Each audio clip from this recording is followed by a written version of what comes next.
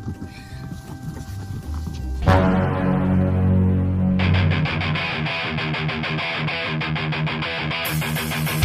kamu sobat santuy, kembali lagi dengan The One and Only channel Pandax. Ini siapa lagi kalau bukan Ken's King of Darkness. Gimana? Masih jadi karyawan? Saya dong, pengangguran. Kali ini gue akan merangkum sebuah film dari Indonesia yang berjudul Selesai, yang dibintangi beberapa artis besar Indonesia, antara lain Gading Martin, Ariel Tatum, dan mantan terindah saya, Anya Giraldine. Saya sarankan untuk menonton filmnya di bioskop untuk mendukung industri film di negara ini agar semakin maju dan berkembang. Sedikit cerita bahwa ada rumah tangga yang memang sudah di ujung tanduk dikarenakan sang suami yang buajingan seperti saya. Hingga akhirnya sang istri menemukan sebuah cangcut di dashboard mobil suaminya yang bernickname Anya Giraldine. Dan tiba-tiba, oke, sediakan kopi dan sebat dan intro. Tangis turu-turu wong sukses wae bajingan. Film diawali dengan terbangunnya seorang wanita yang bernama Ayu. Sembari beranjak dari tempat tidur, Ayu berjalan mendekati meja untuk mengambil sebuah vibrator untuk digunakan. Karena memang akhir-akhir ini sang suami jarang sekali menjamah tubuhnya.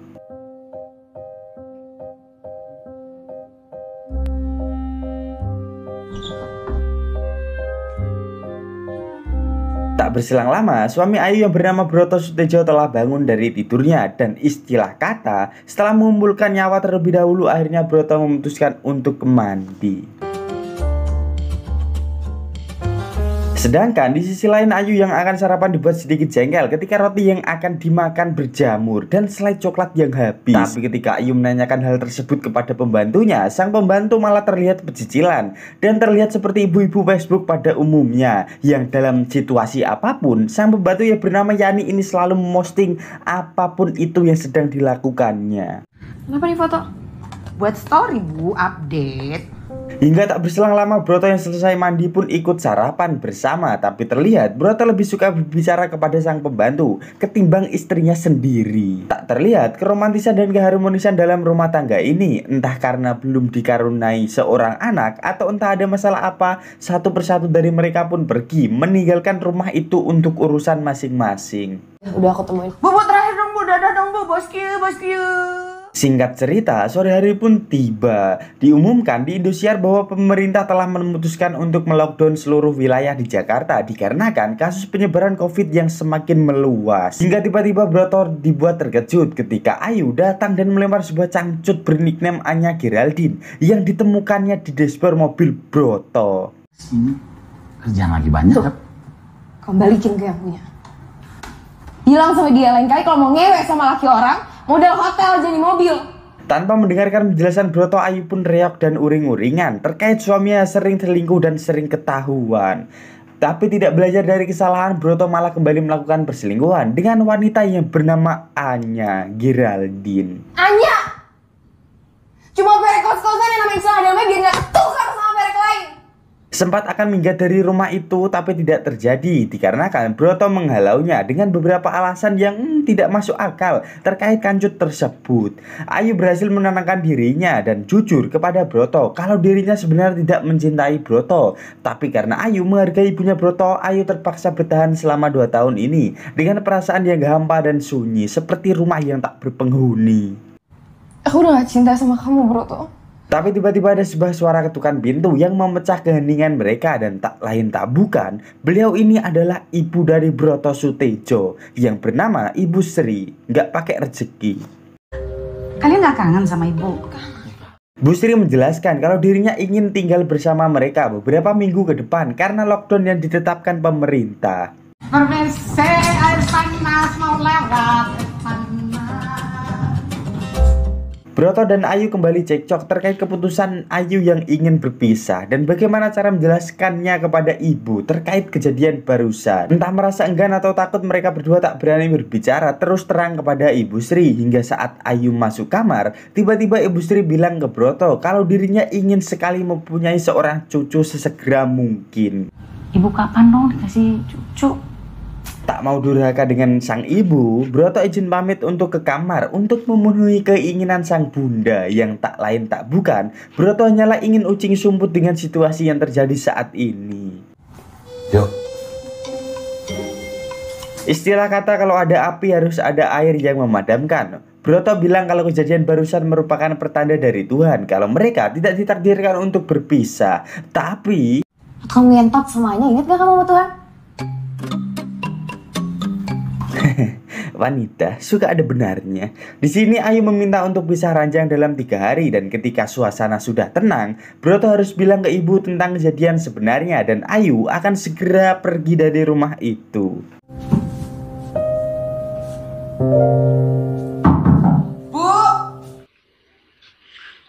Lu so asik bangsat. Sedangkan di sisi lain Yani yang gundah gulana karena lockdown dibuat sumringah ketika sang pujaan hati tepat berada di depan pagar. Beliau ini bernama Bambang. Karena lockdown Bambang terkena PHK massal dan kedatangannya ke situ berniat untuk numpang tidur atau istilah kata numpang tinggal di rumah itu. Bos kan pulang cepat, lockdown. Aku langsung naik ojek ke sini aku. Karena memang sudah terbutakan cinta, Yani pun mengizinkan Bambang tinggal di rumah itu dengan syarat Bambang tidak boleh ketahuan dengan sang pemilik rumah. Dan mereka pun di sisi lain, seakan lupakan masalah yang terjadi, Broto Sutejo malah tengah asik VCS dengan Anya Geraldine. Dan setelah selesai, Broto bertanya tentang kancut Anya yang tertinggal di mobil. Dan Anya bersikeras kalau itu bukan miliknya, karena selama ini Anya mengaku tidak pernah memakai dalaman. Oh, aku jarang pakai celana dalam. Ini Anya tuh. Tapi tiba-tiba sang bunda datang mengejutkan Broto. Yang kini sang bunda menyarankan Broto untuk banyak-banyak makan toge agar staminanya Broto semakin jos gandos rewos-rewos. Kamu pernah gak tuh periksain tuh? Pernah? Scene pindah ke Ayu yang tengah asik main HP yang entah chattingan atau main game. Ayu terlihat sangat panik ketika Yani datang secara tiba-tiba di belakangnya. Meni, kok kamu tiba-tiba ada di situ? Tak berselang lama Yani menemui Bambang dan mereka lanjut bersunda gurau layaknya remaja yang tengah dimabuk cinta. Dan di sini Yani memberitahu beberapa impiannya kalau dirinya nanti sudah menikah dengan Bambang. Antara lain, Yani ingin membangun sebuah warung makan dengan uang tabungannya yang dari dulu ia telah kumpulkan. Duit ini? Iya. Banyak banget. Dan melihat itu, Broto lalu bilang kalau dirinya akan menambah modal jika kelak Yani menjadi istrinya. Dan mereka pun di sisi lain, Broto yang sedang berpikir tentang kancut tadi dikejutkan kembali dengan kedatangan ibundanya yang tiba-tiba berbicara tentang hal-hal berbau begituan. Dan dengan santainya, Bu Sri memberikan beberapa pengetahuannya tentang posisi Kamasutra yang bagus agar cepat hamil. Entah apa maksud dari Bu Sri ini, saya rasa dari tadi beliau ini sangat antusias agar Ayu cepat hamil. Di sini Ayu tampak enggan bersentuhan dengan Broto dan hal itu ternyata membuat Broto sedikit curiga terhadap Ayu. Dan Broto lalu menelepon temannya yang seorang hacker untuk menyadap HP Ayu. Dan setelah diberitahu kalau Ayu sering mendapatkan telepon dari seseorang, seketika Broto pun naik pitam dan bergegas mencari Ayu. Ayo. Broto lalu menuduh Ayu sudah berselingkuh dan kancut kemarin hanyalah sebuah alibi yang bisa diartikan kalau kemarin Ayu sendiri yang menaruh kancut tersebut agar Ayu mempunyai alasan agar bisa berpisah dengan Broto. Ayu pun meminta bukti atas tuduhan yang dilontarkan Broto dan saat Broto menelepon teman hackernya tadi, betapa bajingannya sang hacker ketika mengatakan kalau yang menelepon ke nomor Ayu ialah Broto sendiri dan Iya, gua lakinya, kalau nomor gua bilang aja gak ada. Tadi lu di WhatsApp gak jeng. Tapi tiba-tiba sang hacker menelepon kembali dan memberitahu kalau ada nomor lain yang sering ditelepon Ayu yang bernama Dimas. Yang ternyata setelah Broto menelepon nomor tersebut, betapa terkejutnya Broto ketika yang mengangkat ialah Dimas, adik kandungnya sendiri. Halo Pak. Dadi payung naliko utane teko.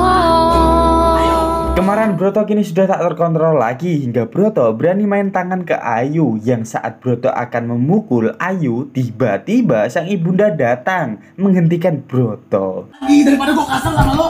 Broto.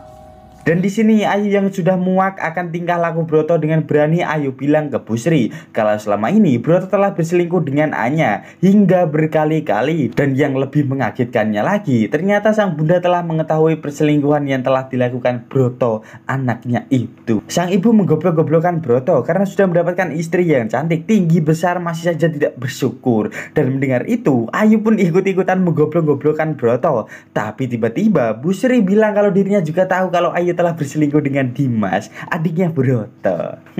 Ayu selingkuh sama Dimas, ibu tahu? Gila kan, bener kan? Dia ngasih lu sama Dimas sih. Jaga mulut kamu depan ibu. Skandal macam apa ini? Seketika Ayu dan Broto pun terdiam, terheran-heran dengan situasi tersebut. Dan Ayu lalu jujur kalau dia memang setelah berselingkuh dengan Dimas. Dan Ayu lalu hendak pergi dari rumah itu, akan tetapi dicegah Bu Sri. Nggak ada cerai-ceraian sebelum semua ini dijelaskan. Sebagai orang yang sudah merasakan asam manisnya kehidupan, Bu Sri memutuskan untuk mempertemukan Broto, Ayu, dan Dimas untuk menyelesaikan masalah tersebut. Tapi di sisi lain, betapa terkejutnya Yani ketika melihat kotak tabungannya kemarin sudah kosong dan Bambang yang entah pergi kemana. Teringat hati yang bertabur mimpi. Bisa saya artikan kalau semua tabungan Yani telah diambil dan dibawa kabur Bambang. Dan sedikit flashback, kalau sebenarnya Bambang telah memiliki keluarga di kampungnya. Yang bisa saya artikan, setelah Bambang menggasak semua uang tabungan milik Yani, Bambang kini telah pulang ke keluarganya di kampung, membawa semua uang tabungan milik Yani. Iya, sehat-sehat, anak-anak sehat toh. Enggak usah ngomong sama anak-anak. Bebang masuk. Rene, bebang kun Rene. Dia bebang. Jaga aku gitu tuh. Masuk. Singkat cerita, hari dimana mereka bertiga bertemu pun tiba. Broto, Ayu, Dimas, dan Bu Sri berkumpul di ruangan makan. Dan di sini Bu Sri menyuruh Ayu atau Dimas untuk menceritakan lengkap apa yang sebenarnya terjadi di antara mereka. Aku aja yang jelasin ya, Bu. Berawal dari Ayu yang mengetahui kalau Broto telah berselingkuh dengan Anya, Ayu yang sedang galau bertemu dengan Dimas, lalu menceritakan semuanya ke Dimas. Dan berawal dari teman curhat, bui-bui cinta mulai tumbuh di antara mereka. Dan Ayu dengan lantang mengatakan kalau dia dan Dimas sering berhubungan ketika Broto sedang pergi bekerja. Tapi tiba-tiba Dimas memotong cerita Ayu dan Dimas bersikeras kalau cerita barusan tidaklah benar dan bohong. Dimas tidak pernah sama sekali bercinta dengan Ayu. Ini nggak bener kayak begini, Mas. Sumpah demi Allah, aku nggak pernah ada hubungan apa-apa sama Ayu, Mas. Dan kini Bu Sri memanggil Yani yang ternyata selama ini telah diutus Bu Sri sebagai mata-mata untuk mengawasi Ayu. Dan Yani lalu memberikan beberapa bukti video dan rekaman suara saat Ayu tengah teleponan mesra dengan Dimas. Sejak saat itu, aku benar-benar gak bisa ngelupain kita. Dan lagi Dimas menyangkal hal itu dan berani bersumpah kalau dirinya tidak pernah teleponan mesra dengan Ayu. Dan kini Dimas memberikan HP-nya agar Broto bisa mengecek sendiri log panggilannya di HP-nya dan coba samakan dengan HP Ayu apakah sama atau tidak. Tiba-tiba Ayu panik dan menangis ketika HP-nya diminta Bu Sri. Ibu jangan kayak gini sama Ayu. Dan setelah dicek ternyata selama ini Ayu sering berhalusinasi, sedang berteleponan dan sedang bersama dengan Dimas. Dan persoalan kanjut Anya tadi, ternyata memang Anya sendiri yang menaruh. Loh kok ternyata memang Anya, goblok. Dan persoalan kanjut Anya tadi ternyata memang Ayu sendiri yang menaruh kanjut itu dan sengaja menuduh Broto agar Ayu bisa berpisah dengan Broto dan melanjutkan hidup dengan Dimas. Dan melihat itu, Ayu lagi dan lagi mencoba menjelaskan kalau yang salah itu Broto, yang berselingkuh itu Broto. Kenapa Ayu yang disalahkan? Dan dari sini gue bisa simpulkan kalau Ayu ini mengalami gangguan mental atau gangguan jiwa dikarenakan telah diselingkuhi Broto. Ibu perempuan itu ke rumah ini. Dan tiba-tiba Anya datang dan bilang kalau dirinya tengah mengandung anak dari Broto. Positif hamil, Bu. Positif hamil, Bu. Dan di akhir film diperlihatkan Ayu yang kini berada di rumah sakit jiwa dan film pun berakhir.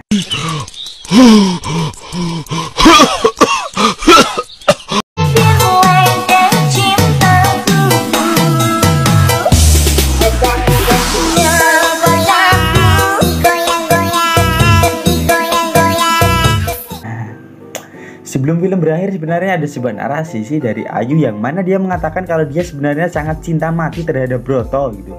Yang saya bisa artikan kalau Ayu sangat cinta kepada Broto dan setelah mengetahui Broto selingkuh, Ayu merasa depresi dan mengalami gangguan jiwa gitu.